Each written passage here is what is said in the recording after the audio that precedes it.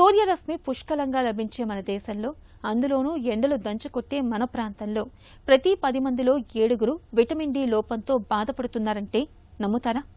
రోజంతా ఏసీ గదుల్లో గడపడం, ఎండపొడ తగలకుండా ఇంటి పట్టునే ఉండడం మూలంగా శరీరంలో విటమిన్ డి కొరత ఏర్పడుతుంది. దీంతో కండరాల నొప్పులు, ఎముకలు గుల్లబారడం, నీరసం, నిస్సత్తువులు ఆవరిస్తున్నాయి. మరి విటమిన్ డి లోపాన్ని అధిగమించడం ఎలా?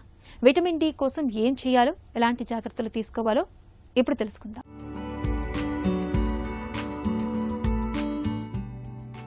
ఎండపొడ ఏమాత్రం తగలకుండా హాయిగా నీడపట్టున గడపడాన్ని మనలో చాలా మంది ఒక సౌకర్యంగా భావిస్తుంటారు. నిజానికి ఇది సౌకర్యం కాదు, మన శరీరానికి శాపం అంటారు డాక్టర్లు. ఎండ తగలకపోవడం వల్ల మన శరీరానికి విటమిన్ డి కొరత ఏర్పడుతుందని, ఫలితంగా నీరసం, నిస్సత్తువ, నిస్త్రాణ, ఒళ్ళు నొప్పుల వంటి సమస్యల తాకిడి పెరుగుతుంది.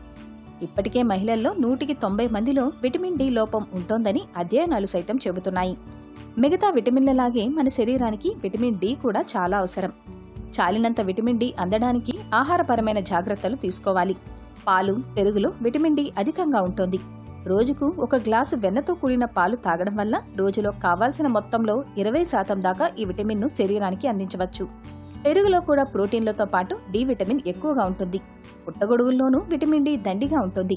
దీంతో పాటు B1, B2, B5, కాపర్ వంటి పోషకాలు కూడా పుట్టగొడుగుల్లో అధికంగా ఉంటాయి. కమలాఫలంలో విటమిన్ సి, డిలు పుష్కలంగా ఉంటాయి. ఇవి శరీరంలో ఇమ్యూనిటీని పెంచడానికి దోహదం చేస్తాయి. కాబట్టి ఉదయాన్నే ఓ గ్లాసు కమలాఫలం జ్యూస్ని అల్పాహారంగా తీసుకుంటే రోజంతా ఉత్సాహంగా ఉండొచ్చు. విటమిన్ డి అధికంగా లభించే పదార్థాల్లో ఓట్స్ కూడా ఒకటి. అలాగే ఇందులోని అత్యవసర ఖనిజాలు, సంక్లిష్ట కార్బోహైడ్రేట్లు ఆరోగ్యానికి, చక్కటి శరీరాకృతికి చాలా అవసరం. గుడ్డులోని పచ్చసొనలో విటమిన్ డితో పాటు ప్రోటీన్లు కూడా పుష్కలంగా ఉంటాయి. చేపల్లోనూ విటమిన్ డి స్థాయిలు ఎక్కువే. అలాగే ఇందులో ఉండే కాల్షియం, ప్రోటీన్లు, ఫాస్ఫరస్ వంటి పోషకాలు సంపూర్ణ ఆరోగ్యానికి సహకరిస్తాయి. ఇక రోజు కాసేపు ఉదయపు నీరెండలో నిలబడితే సూర్యరశ్మి నుంచి మన శరీరానికి అధిక మొత్తంలో విటమిన్ డి అందుతుంది.